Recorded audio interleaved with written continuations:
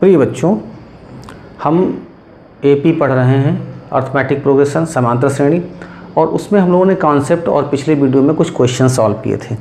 आइए उसी को आगे बढ़ाते हुए कुछ और अच्छे क्वेश्चन लेते हैं और उनको सॉल्व करने की कोशिश करते हैं। तो देखिए यहाँ पर हमने एक क्वेश्चन ले रखा है, 100 और 1000 के मध्य 5 के सभी गुणजों का योगफल ज्ञात करना है। तो यहाँ पर योगफल से संबंधित प्रश्न है।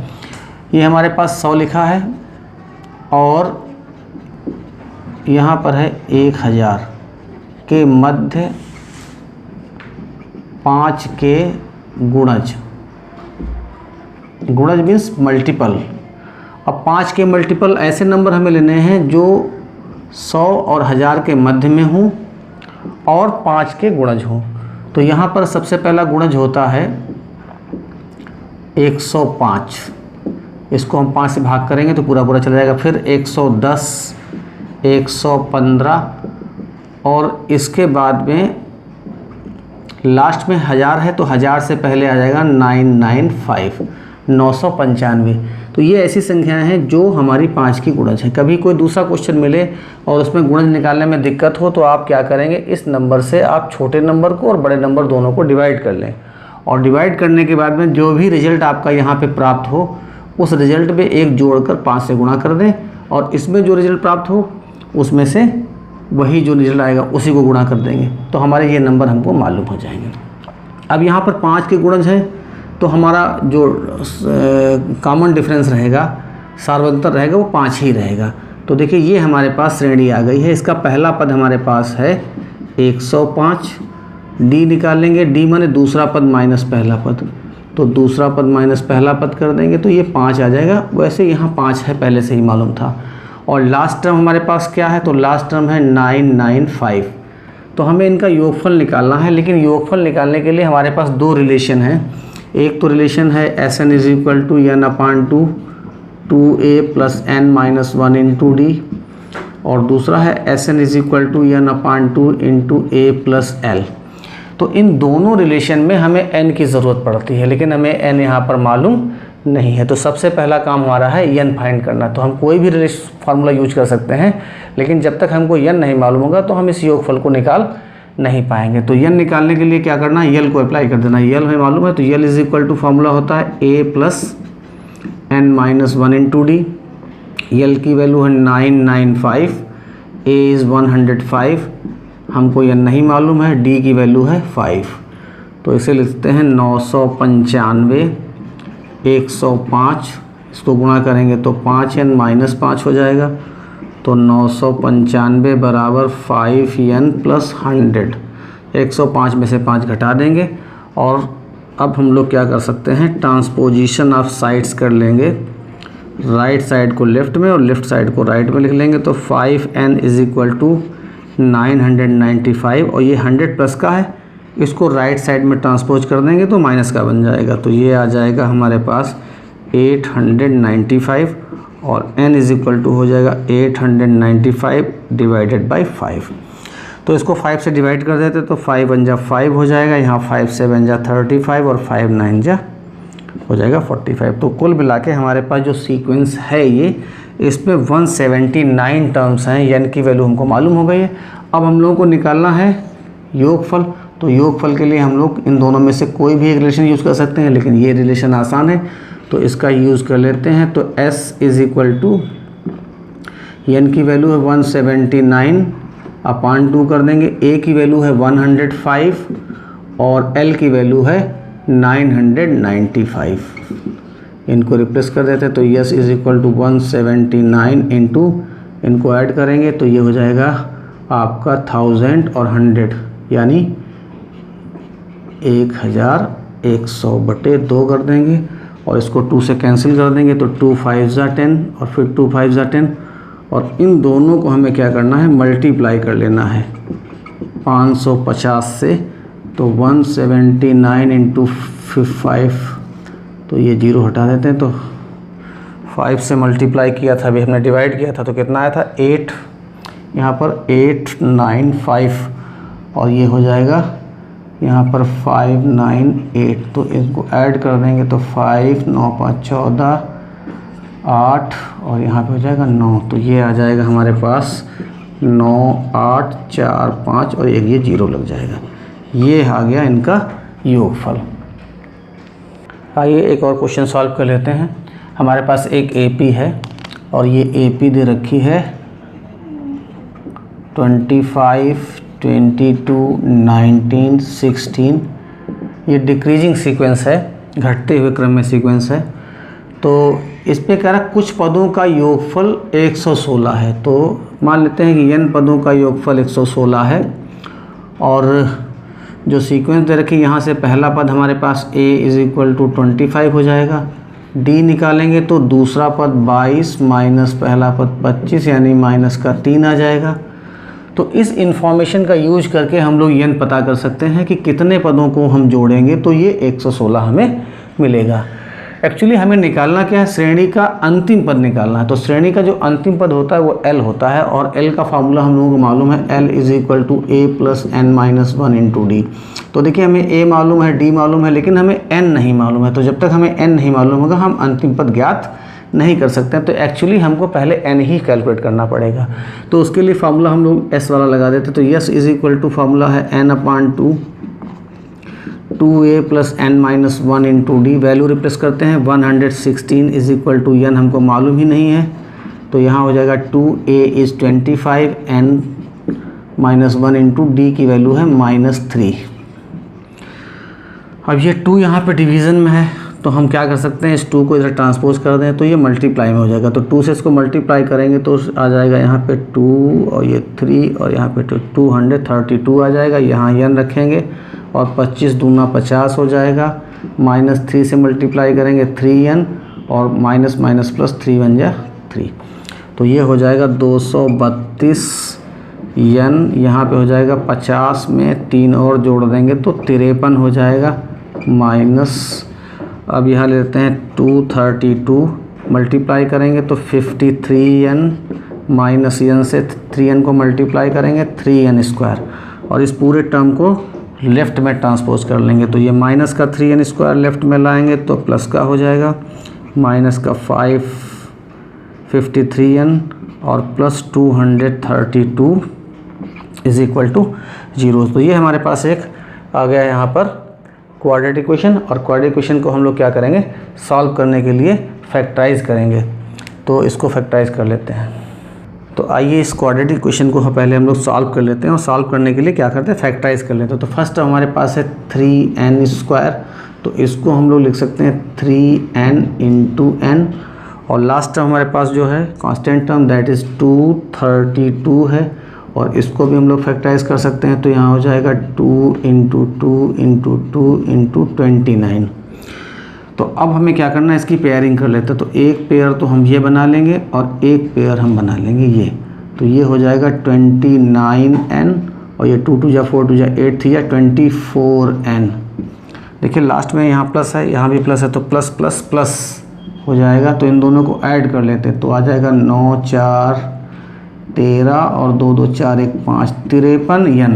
तो देखिए मिडिल टर्म हमारे पास 53n है। अब इस 53n की जगह हम लोग लिख देंगे 29n + 24n। तो यहाँ पे ये वैल्यू रिप्लेस करते तो यह आ जाएगा हमारे पास 29 + 24 + 232 = 0। 3n² - 29n minus plus minus 24n + 232 = 0। इन दोनों में केवल हम n कॉमन ले सकते हैं। तो n कॉमन लेंगे तो आ जाएगा 3n - 29 और इन दोनों में हम 8 कॉमन ले सकते हैं। तो जब 8 कॉमन लेंगे तो हमारे पास आ जाएगा यहाँ पर 3n - 29 = देखिए यहाँ फैक्टर किए हैं, ये 8 कॉमन ले लेंगे तो ये 29 बच जाएगा हमें। तो यहाँ पे 3n - 29 3n - 29 दोनों जगह है तो 3n - 29 कॉमन ले लेंगे तो यहाँ आ जाएगा n - 8। एक बार लिख देंगे 3n - 29 = 0 और एक बार लिख देंगे n - 8 = 0। तो ये हो जाएगा 39 = 29 माइनस का है, राइट हैंड साइड में ले जाएंगे तो प्लस का हो जाएगा। तो n = 29 / 3। अब इसको जब डिवाइड करेंगे तो पूरा पूरा डिवाइड नहीं होगा तो ये पॉजिटिव इंटीजर नहीं मिलेगा। तो ये पॉजिटिव इंटीजर नहीं है, इसलिए इसको हम लोग यहाँ पर एक्सेप्ट नहीं करेंगे, लिख देंगे एक धन पूर्णांक नहीं है। n एक धन पूर्णांक होना चाहिए और ये धन पूर्णांक नहीं है, ये हमारे पास क्या नहीं है, इज़ नॉट धन पूर्णांक, इज़ नॉट पॉजिटिव इंटीजर, तो इसलिए ये वैल्यू हमारे लिए एक्सेप्टेबल नहीं है, अग्राह्य है, नॉट एक्सेप्टेबल लिख देंगे इंग्लिश में। और यहाँ आ जाएगा n = 8, तो ये वैल्यू हमारी धन पूर्णांक है, तो n की वैल्यू हमारे पास 8 आ गई। इसका मतलब है जो ये सीक्वेंस हमें दे रखी थी, इसके हम जब 8 संख्याएं लेंगे, 8 टर्म लेंगे, 8 टर्म्स, तो उनको टोटल करेंगे तो हमारे पास आ जाएगा 116। अब हमें निकालना था लास्ट टर्म, तो लास्ट टर्म निकालने के लिए हम लोग फार्मूला लगा देंगे L = a + n - 1 × d, और यहाँ L तो फाइंड ही करना है। a की वैल्यू हमारे पास 25 है, देखो ये लिखा हुआ है यहाँ पर फर्स्ट टर्म। n की वैल्यू हम लोगों ने कैलकुलेट कर ली है, कितनी आई थी, 8 आ गई थी, ये वाली वैल्यू एक्सेप्ट नहीं कर सकते। और d की वैल्यू हमारे पास है -3, तो यहाँ -3 लिख देते हैं। तो L = 25, ये प्लस माइनस माइनस हो जाएगा, तो 8 - 1 7 और 7 3 या 21, तो L = 25 में से 21 माइनस करेंगे तो ये 4 आ जाएगा। तो लास्ट टर्म इस सीक्वेंस का हो जाएगा, जिसके पर हमने योगफल किया है उसका लास्ट टर्म हो जाएगा 4, यानी 25 से लेके और जहाँ तक 4 होगा वहाँ तक के टर्म्स का हमने इसमें सम किया है। ये आंसर आ गया। आइए एक और क्वेश्चन सॉल्व कर लेते हैं। किसी समांतर श्रेणी में प्रथम पद 2 है तथा प्रथम 5 पदों का योगफल अगले 5 पदों के योगफल का 1/4 है। दर्शाइए कि 20वां पद -112 है। तो ये हम लोगों को क्वेश्चन सॉल्व करना है। हमारे पास जो एक सीक्वेंस है, तो पहला पद हम लोग a मानते हैं, दूसरा पद हो जाता है a + d, फिर a + 2d, इस तरीके से सीक्वेंस हम लोग मान लेते हैं। तो जो 5वां पद यहाँ पर आएगा वो हो जाएगा a + 4d, यहाँ पर एक और छूट रहा वो भी लिख देते हैं a + 3d, ये 5वां पद हो गया। इसके बाद में छठा पद हो जाएगा a + 5d, और आखिरी का 10वां पद हो जाएगा a + 9d। ये हमारे पास सीक्वेंस। तो ये कह रहा है क्वेश्चन में कि ये जो शुरू के 5 पद हैं इनका जो योगफल है और जो बाद के जो 5 पद हैं इनका जो योगफल है, तो मान लेते हैं कि शुरू के 5 पदों का योगफल S1 और बाद के 5 पदों का योगफल S2 है। तो क्वेश्चन में बता रहा है कि प्रथम 5 पदों का योगफल, यानी ये जो 5 पद का योगफल S1 है, ये S1, ये क्या है, अगले 5 पदों के योगफल का 1/4। अगले 5 पदों का योगफल S2 है और इसका क्या है, ये 1/4 है। तो ये 4 भाग में है, इधर आएगा तो गुणे में हो जाएगा, तो 4S1 = हो जाएगा S2। ये हमारे पास आ गया है। तो प्रथम 5 पदों का योगफल है S1, प्रथम 5 पदों का योगफल है S1। तो इसके लिए हम लोग फार्मूला लगा देंगे S1 = 5/2 2a प्लस, ये फार्मूला हमने यूज किया है Sn = n/2 2a + n - 1 × d। अब चूंकि ये 5 पदों का योगफल है इसलिए n की जगह पे यहाँ 5 रिप्लेस कर दिया है। तो यहाँ पे S1 = 5/2।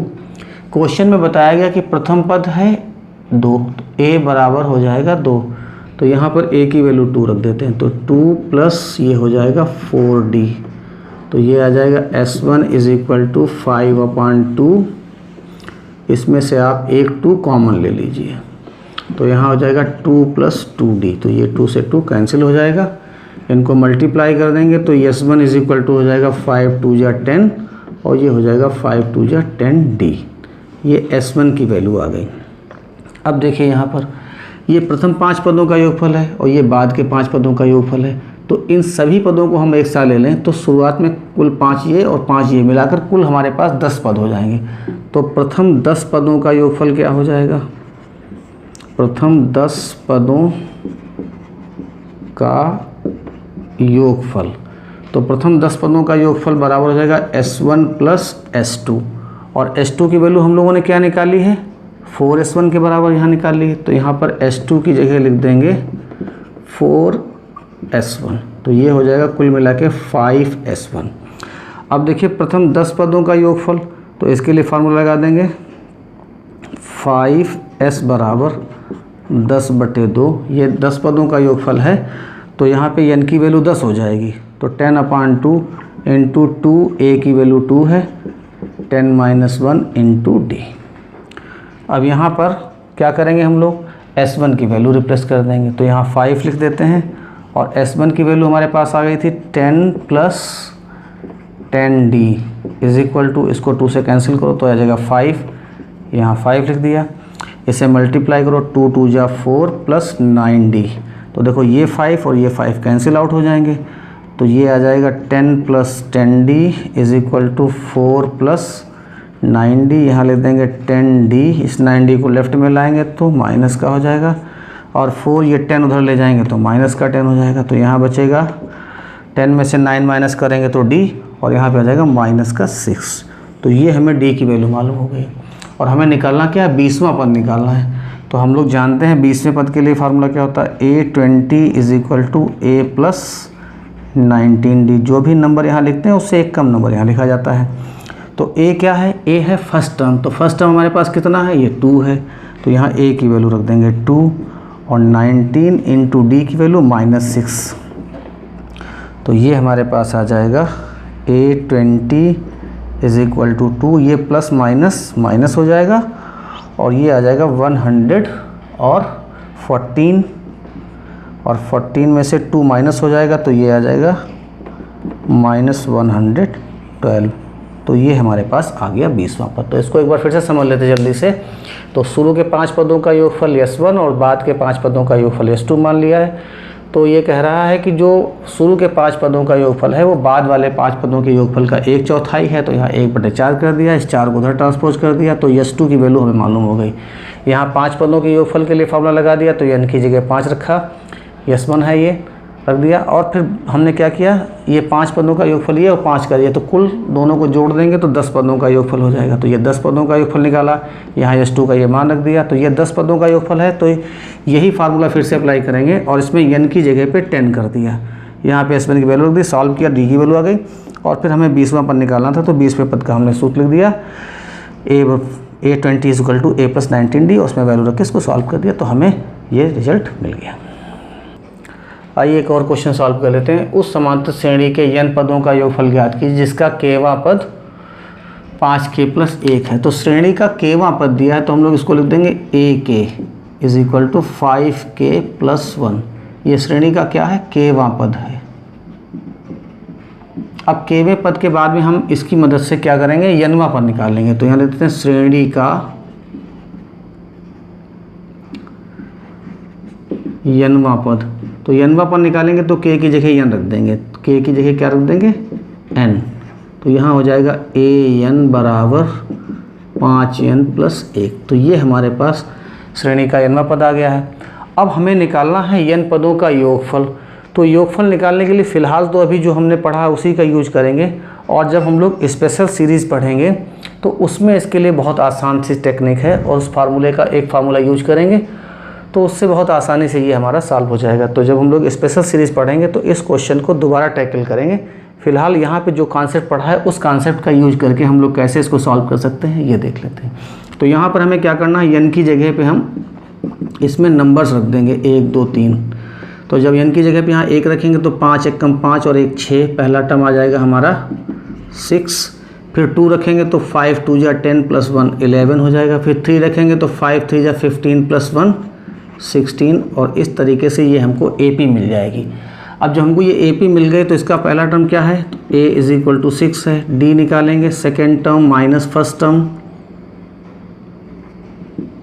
तो ये आ जाएगा हमारे पास 5, और हमें कितने टर्म्स का सम चाहिए, तो n टर्म्स का चाहिए, तो n की जगह n ही रखेंगे, तो फार्मूला लगा देंगे s = n/2 2a + n - 1 × d, value replace कर देते हैं, n की जगह n रखेंगे, a की वैल्यू 6 और d की वैल्यू यहाँ रख देंगे 5। 1 2 लाइन और सॉल्व कर लेते हैं, तो ये हो जाएगा 6 दूनी 12, और यहाँ मल्टीप्लाई करेंगे तो 5n - 5, तो ये हो जाएगा n/2, ये हो जाएगा 5n और प्लस 12 - 5 = 7, ये हमारे पास आंसर आ गया। आप चाहें तो इसको इस तरीके से भी लिख सकते हैं, तो 1/2 और n से इसको मल्टीप्लाई कर दो तो ये हो जाएगा 5n² + 7n। ये आपका आंसर हो गया। आइए एक और क्वेश्चन सॉल्व करते हैं। यदि किसी समांतर श्रेणी के n पदों का योगफल हमें गिवन है s क्या होता है, सम होता है, pn + qn²। ये n पदों का योगफल गिवन है, इसको हम लोग Sn कह सकते हैं। Sn का मतलब होता है n टर्म्स का sum, it is the sum of n terms. तो n पदों का योगफल है, तो यहाँ शार्ट में n लिख देते हैं, जिससे मालूम पड़ता है कितने पदों का है। कभी अगर यहाँ n की जगह 2 लिखा हो तो इसका 2 पदों का योगफल, यहाँ 10 लिखा हो तो 10 टर्म्स का सम हो जाएगा। तो ये दे रखा है सम। तो किसी समांतर श्रेणी के n पदों का योगफल Pn + qn² है, जहाँ P और Q अचर हैं। तो ये P और Q क्या है, कांस्टेंट्स हैं। तो हमें निकालना है इसका क्या, सारवंतर निकालना। तो सारवंतर निकालने के लिए हम लोग क्या करेंगे, यहाँ से देखिए कई चीज़ें निकलती। अब इस क्वेश्चन में तो सारवंतर कह दिया, कभी कभी कहता है कि सीरीज ज्ञात कीजिए, आप श्रेणी निकालिए। तो श्रेणी निकालनी हो तो भी हम यहाँ से निकाल सकते हैं। कैसे निकालेंगे, इसके लिए एक फार्मूला होता है हमारे पास, और वो फार्मूला हमने पढ़ा है an = Sn - Sn-1। इस फार्मूले को आप ज़रूर नोट करें। ये जो सम होता है उसको n वें पद में कन्वर्ट करता है। n पदों का योगफल हमें मालूम है, तो उससे हम n वां पद कैसे निकालते हैं, ये यहाँ पर ये जो अभी जो क्वेश्चन हमने निकाला था उसका जस्ट विपरीत प्रश्न है ये। उस क्वेश्चन में हमें k वां पद दे रखा था, उससे हमने n वां पद निकाला और उसके बाद में योगफल निकाला था। यहाँ उल्टा काम कर रहे हैं, हमें n पदों का योगफल दिया है, उससे हम n वां पद निकाल रहे हैं। तो जो क्वेश्चन अभी पिछला क्वेश्चन किया था उसका जस्ट विपरीत, रिवर्स ऑर्डर में हम लोग यहाँ पर काम कर रहे हैं। तो देखिए हमारे पास Sn तो हमें दे रखा है, अब हम लोग क्या निकालेंगे, Sn-1। तो Sn-1 हमारे पास कैसे निकलेगा, तो जो हमें ये Sn दे रखा है इसी में जहाँ जहाँ n लिखा है उनकी जगह पे हम n-1 लिख देंगे। तो यहाँ n था तो n-1 हो गया, = P × n-1 और प्लस Q × n-1 लिख देंगे। यहाँ स्क्वायर लगा है तो इसका होल स्क्वायर भी हम कर देंगे। आप चाहें तो इसको और थोड़ा सा सॉल्व कर लें, तो यहाँ मल्टीप्लाई करेंगे तो हो जाएगा Pn - P + Q, और ये n-1 का होल स्क्वायर कर देंगे तो n² - 2 × n × 1 + 1²। तो इसमें फॉर्मूला हम लोगों ने अप्लाई कर दिया a - b होल स्क्वायर, तो ये हो गया a² - 2ab + b²। एक लाइन और लिखेंगे इसके लिए हम लोग, Pn - P और Q से n को मल्टीप्लाई करेंगे तो Qn² + -, 2 बन जाए 2p, सॉरी p नहीं है यहाँ पर, Q है तो Q से मल्टीप्लाई करेंगे तो 2qn हो जाएगा, और प्लस Q से 1 को मल्टीप्लाई करेंगे तो Q आ जाएगा। तो ये हमारे पास आ गया है Sn-1। अब इन दोनों वैल्यूज़ को हम यहाँ रिप्लेस करेंगे, तो कैसे रिप्लेस करते हैं देखते हैं थोड़ा सा।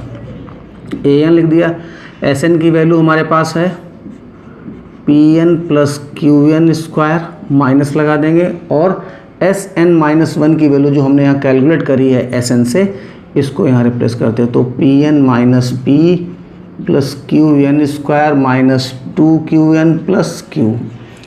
यहाँ लिख देंगे an = Pn + Qn² माइनस से ब्रैकेट को ओपन करेंगे तो ये -Pn हो जाएगा, ये माइनस माइनस मिलके प्लस बनेगा, प्लस माइनस माइनस Qn² और ये माइनस माइनस प्लस 2qn और ये माइनस प्लस माइनस q।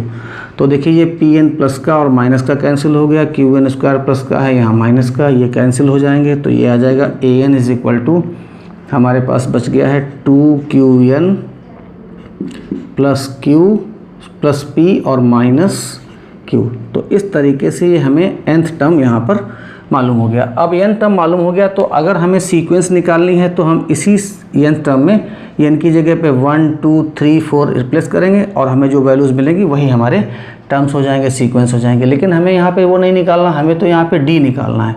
क्या निकालना है, सारवंतर निकालना है। तो सारवंतर निकालने के लिए हम लोग क्या कर सकते हैं, बहुत आसान तरीका तो ये है कि हम इसमें n की जगह, वैसे तो एक फार्मूला लगता है d = an - an-1।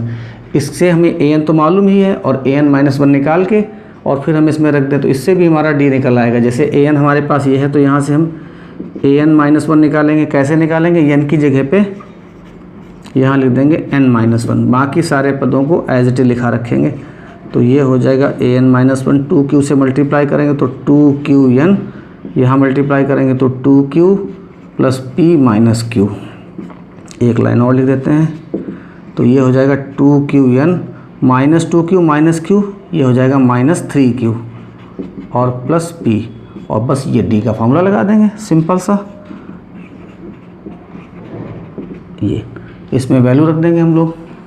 an की वैल्यू हमारे पास क्या है, an की वैल्यू थी 2qn plus q minus p minus q, ये an की वैल्यू आ गई, माइनस an-1 की वैल्यू हम लोगों ने कैलकुलेट करी है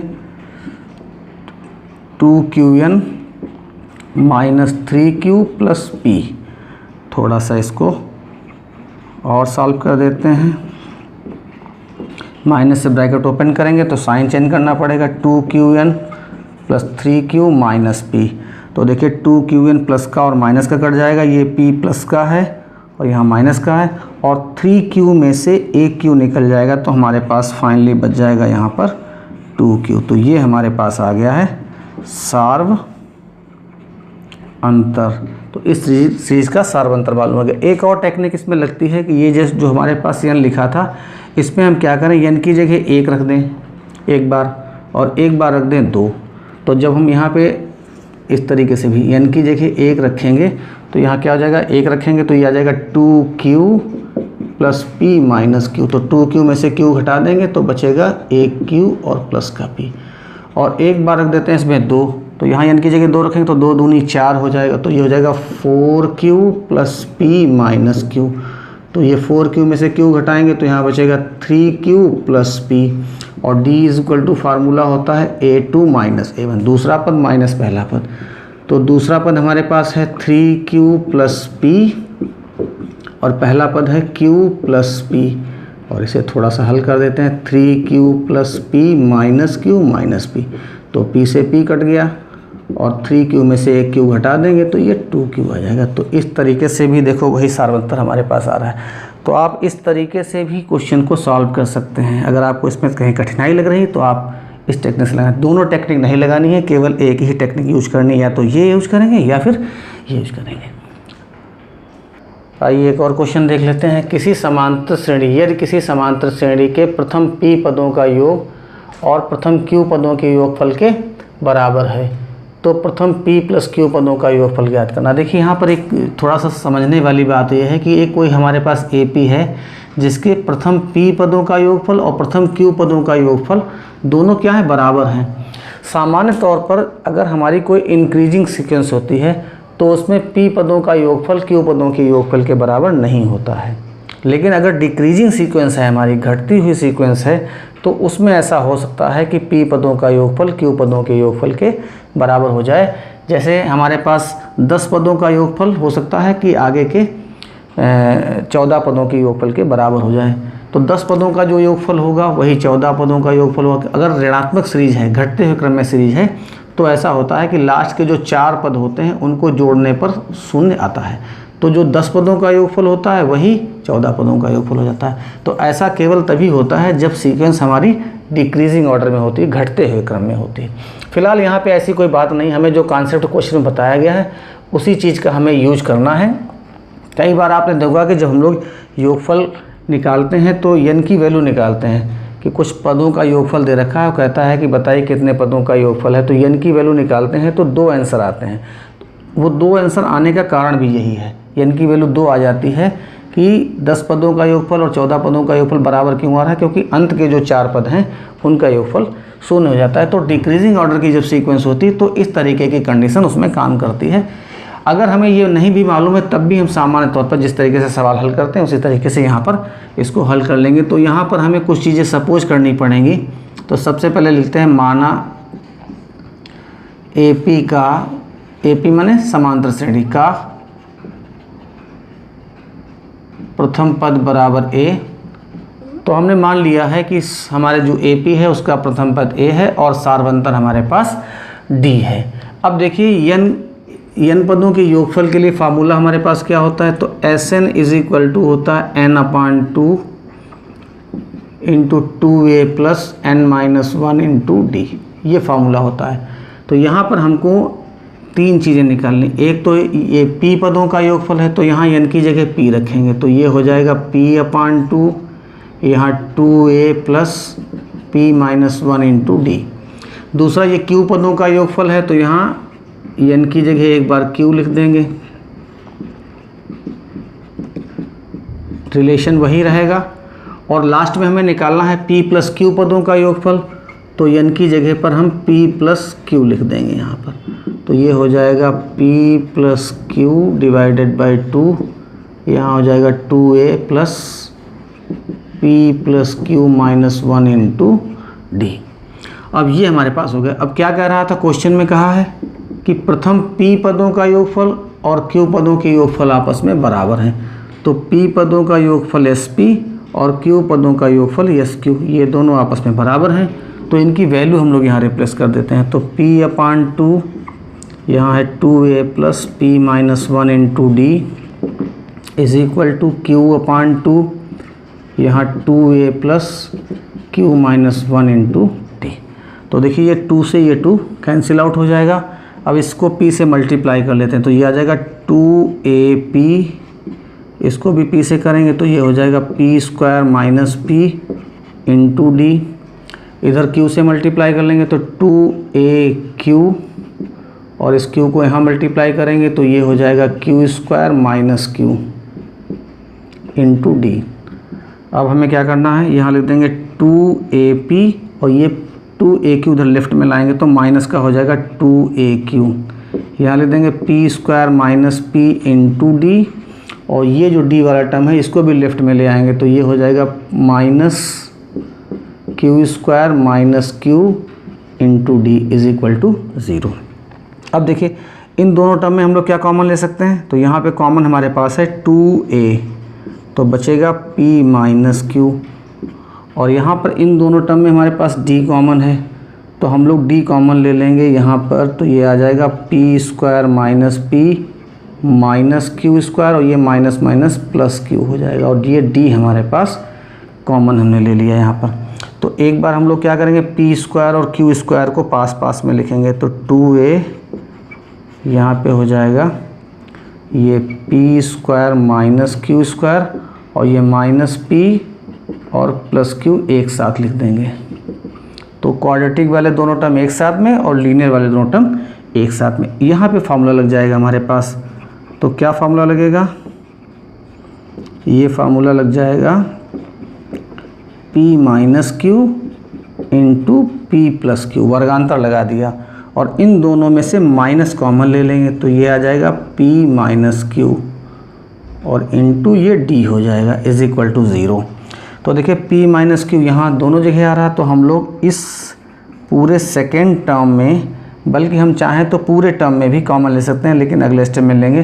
तो p माइनस q यहाँ पर हम लोग कॉमन ले लेंगे, तो यहाँ बचेगा हमारे पास ये p प्लस q, और यहाँ ये कॉमन हो जाएगा तो बचेगा -1 into D is equal to 0। अब पूरे इक्वेशन में हम क्या कर सकते हैं, p माइनस q से इसको डिवाइड कर देंगे, पूरे इक्वेशन को p माइनस q से भाग कर देंगे, तो यहाँ पर अपान में आ जाएगा p माइनस q, और यहाँ पर भी आ जाएगा अपान में p माइनस q, और यहाँ भी आ जाएगा अपान में p माइनस q।